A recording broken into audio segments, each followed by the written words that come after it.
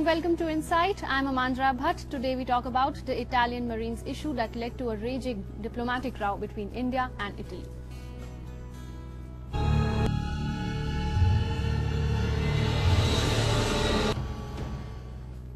We are joined by three distinguished guests in our studios. Please welcome Ambassador Skand Ranjan Tayal, a former Indian ambassador to the Republic of Korea, also a visiting professor with the Delhi University. Welcome to Insight, Ambassador Tayal. Sitting next to him is Shantanu Guhare, senior journalist, currently India editor, Central European News. Welcome to Insight, Mr. Guhare. And we're also joined by Dr. Sudhir Singh, a noted foreign policy expert, currently with the Delhi University. Welcome to Insight, Dr. Singh.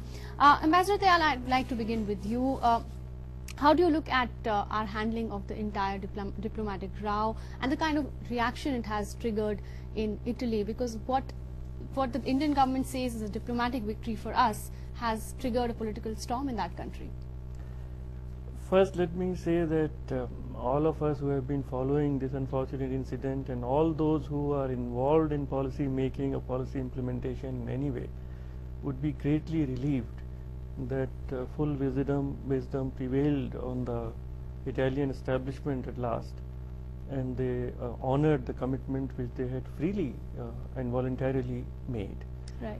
Second point I would like to make is that there was, I'll not say great success, etc., but there was a lot of diplomatic effort in conveying India's position to all the EU states and through our ambassadors and embassies, and perhaps that worked because the Italian Prime Minister earlier said that Italy faced a diplomatic isolation in the diplomatic international community, and so a quiet diplomacy, politics of Italy, and that is unfortunate because when you conduct relations with important countries, that should not become a pawn in the internal politics. It can be very damaging in the conduct of foreign relations.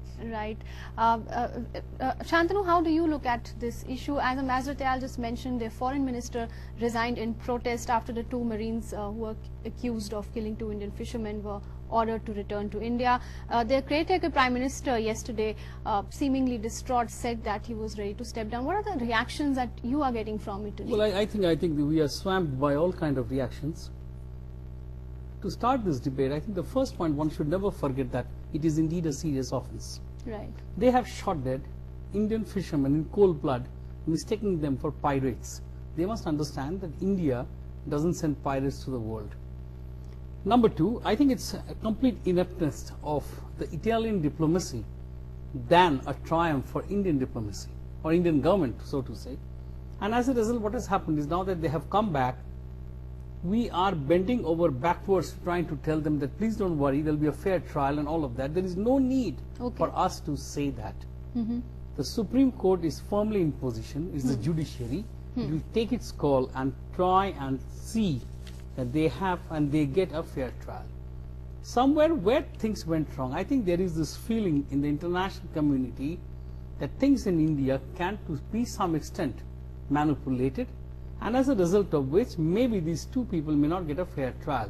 So the best chance was to get them out in the pretext of Christmas and in the pretext of voting, which where they could have easily done online, and then get them out and then never send them back, irrespective of whether you've given a word or not. But I think it was a trial by the media. I think the news channels went berserk on that, pushed largely by an opposition that was very, very vocal on this, and as a result things have come to